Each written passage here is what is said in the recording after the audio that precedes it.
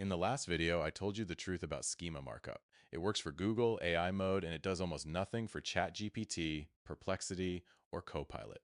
That kind of platform split is normal. Most optimizations help on one engine and get ignored on another. Reviews are the exception. Reviews are the one trust signal that affects AI product recommendations on every platform. ChatGPT reads them. Perplexity reads them. Google AI mode reads them. Copilot reads them. They all weigh reviews because they're all trying to solve the same problem. When an AI engine recommends a product, it's putting its own credibility on the line. If it sends someone to a bad product, the person stops trusting the engine. So the engine looks for proof that real people bought the thing and liked it. Reviews are that proof. Volume, rating, and recency tell the AI this is a safe recommendation. So if you've done your product feed, your knowledge base, and your schema, and you're still getting skipped, this is usually the gap. Let me show you what these engines actually read and how to build review authority that gets you picked. When an AI shopping engine evaluates your product, it isn't reading every review word for word and forming an opinion. It's pulling structured signals and patterns. There are 4 things it looks for. The first is your aggregate rating, the average star rating, and the total number of reviews. This is the headline number. When an engine says this one is rated 4.7 out of 5 across 200 reviews, that's the aggregate. If that data isn't available in a form the AI can read, you don't get that line, and a competitor who has it does.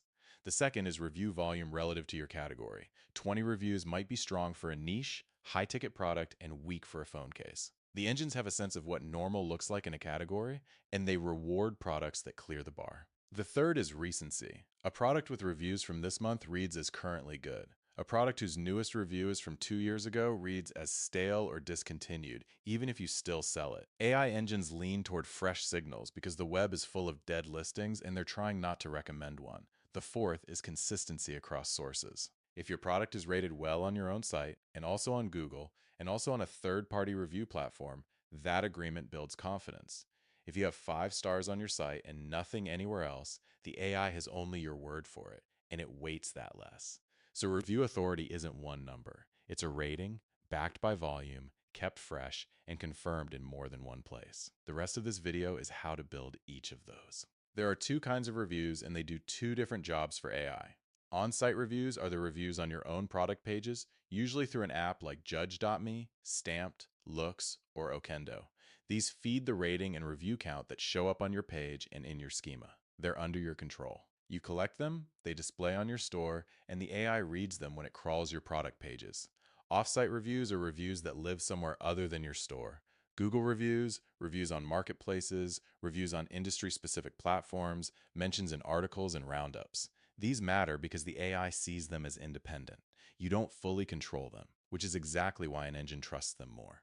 They confirm what your own site claims. You need both, and here's why. On-site reviews give you the rating and the volume that the AI reads directly from your pages and feed. Off-site reviews give you the third-party confirmation that the rating is real. A store with strong on-site reviews and no off-site footprint looks like it's grading its own homework. A store with both looks legitimate from every angle. The mistake I see most in audits is stores that pour all their effort into on-site reviews and have almost nothing off-site. They have a great rating on their own product pages and they're invisible everywhere else. So when ChatGPT or Perplexity searches the open web for proof, there's nothing to find.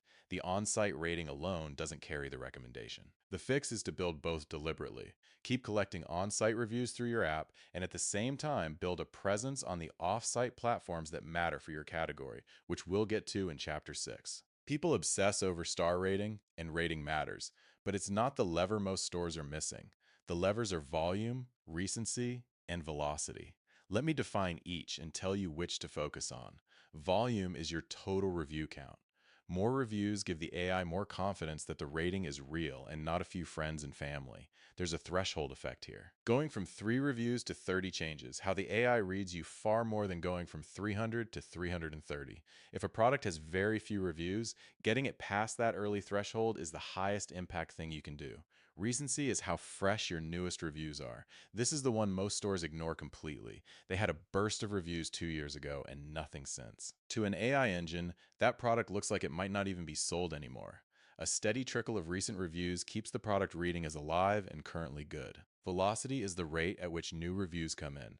A product getting a few new reviews every week signals ongoing demand. It tells the AI that people are actively buying and responding right now. Velocity is what keeps recency healthy over time. Here's how I'd prioritize. If a product has very few reviews, focus on volume first and get it past the threshold. Once it has a reasonable base, switch your focus to velocity, because steady velocity automatically keeps your recency fresh. Rating takes care of itself if your product is good and you're collecting honestly. The practical move is to turn on automated review request emails through your review app, timed for after the customer has actually received and used the product. For most categories, that's a week or two after delivery. That one automation fixes volume, recency, and velocity at the same time, because it turns every order into a steady source of fresh reviews. Collecting reviews isn't enough if the AI can't read them. You have to get the rating and review count into the data these engines pull from. There are three places that data needs to live. The first is your aggregate rating schema, which I covered in video 7. Your review app should generate it automatically, but verify it. View the source of a product page, search for the aggregate rating block, and confirm the rating value and review count match what's on the page. This is what Google AI Mode reads. The second is your product feed. The feed you send to Google Merchant Center and the Shopify catalog can carry rating and review data. When ChatGPT pulls product data through the Shopify catalog and Google Shopping, having your rating in the feed means your review signal travels with the product. This connects straight back to the feed work in video 5. A complete feed includes your review data, not just price and availability. The third is your visible page content. The reviews need to actually render in the HTML, not load only through JavaScript after the page appears. I covered this in video 3. If your reviews are invisible to the crawler, the schema that references them gets discounted because the AI can't verify the markup against real content.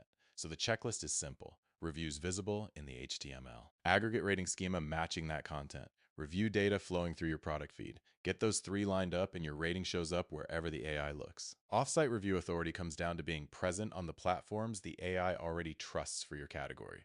These are different for every type of store, so you have to figure out which ones matter for you. The one that matters for almost everyone is Google. Your Google business profile and the reviews on it are read across Google's AI features, and Google reviews carry weight as an independent source even for online-only stores. If you've neglected your Google presence, start there. Then there are the category platforms. For beauty and supplements, there are review and ingredient sites the engines lean on. For furniture and home, there are design and home goods platforms. For electronics, there are spec and review sites. For apparel, there are fashion and marketplace sources. The way to find yours is to actually ask the AI. Go to ChatGPT or Perplexity, ask for the best products in your category, and look at which sites it cites in the answer. Those citations are your target list. Those are the sources that engine already trusts for your category. Once you know your platforms, the work is to build a real presence on them.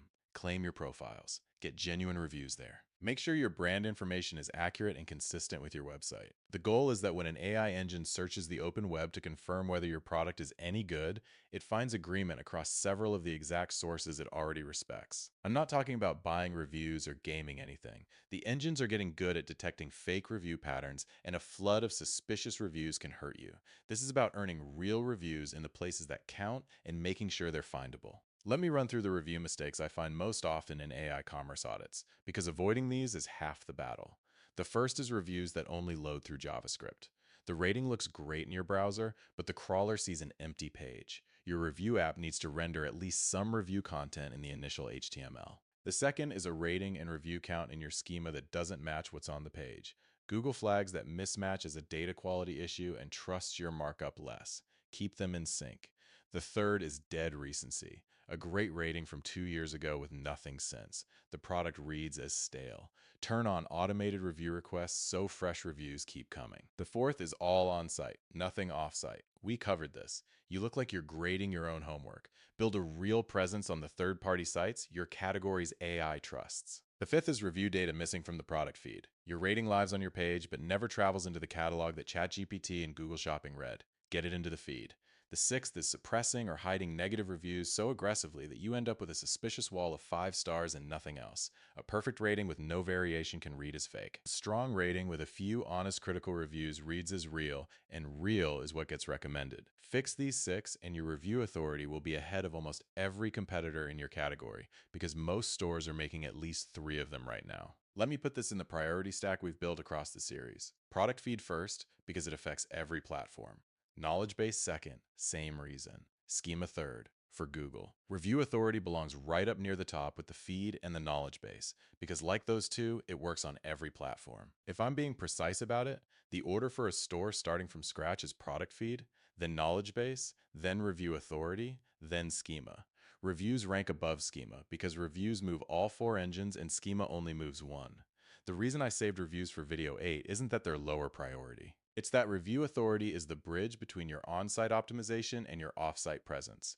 Everything before this video lived on your store. Reviews are where you start reaching off your store into the wider web that AI engines search. That's a bigger shift, and it sets up everything that comes next. If you want to know where your store's review authority stands right now, across your pages, your feed, and the third-party sources AI trusts, I'll audit it for free. Link in the description. Next video, we pull the whole picture together. How to get your Shopify store cited by AI search engines on every platform, combining everything from the product feed through review authority into one strategy.